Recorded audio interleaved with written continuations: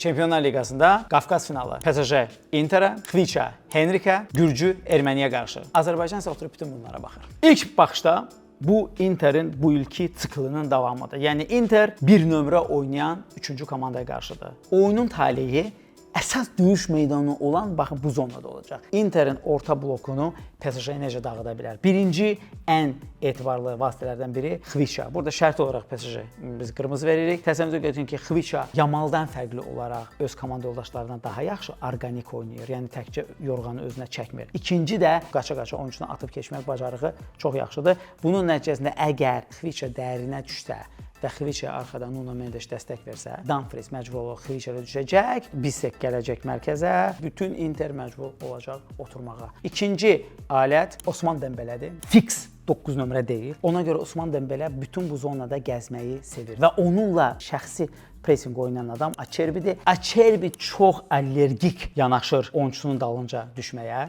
Çünki həm yaşı var, həm də ki, texnikası ona imkan vermir. Osman Dembeləni sərbəst topla buraxmamaq üçün Hakan düşür. Bunun ardınca Joao Neves, Barella, Mkhitaryan hamısı bir düşürlər və nəticədə Interin yenə də orta blok ideyası uğursuzluğa uğrayır və komanda aşağı blokla müdafiə olunmağa başlayır. Aşağı blokla da müdafiə olunanda Interin çox qəribə bir özəlliyi var ki, topun olduğu hissəyə inanılmaz fokus olduğundan uzaq dirəyi qorumaqda çox ciddi çətinliklər çəkir. Soldan hakimiyə atıla biləcək toplara çox fikir verin. Çünki Inter sadəcə bir cinahın başına buraxmaq məcburiyyətində qalır. Çünki adam 11 nəfərlə oynayır, 12 nəfərlə oynamır. Interin üstünlüklərinə gələndə isə Inter təzyiqdən necə çıxır? Adətən baxın bu pas üçbucağı yaratmaqla uzaq cinah və ya yaxın cinah oyunçularına top atmaq və ya əlbəttə ki, Interin ən etibarlı silahı həm zamanlaması, həm mövqe tutmağında çox əla olan Lautaro Martinez və Marcus Thuram'a uzun toplardır. Bundan başqa həm Bavariya, həm Barcelona ilə Inter kornerlərdən inanılmaz effektiv olmuşdu.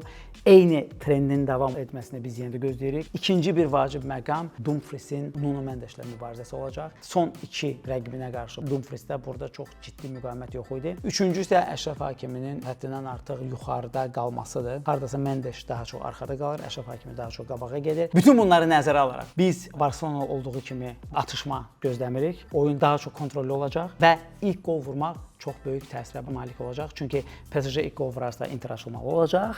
O PSG-nin əks hücumları üçün münbit şəraitdir. Lakin Inter qol vuracağı təqdirdə orta blok düşür. Dərin bloka, aşağı bloka və orada da gec-tez PSG öz gol epizodlarını tapacaq. Ona görə bu oyunda PSG-nin necə qol vurmayacağını görmək çox çətindir. Bəs sizin fikrincə Çempionlar Liqasını kim qazanacaq?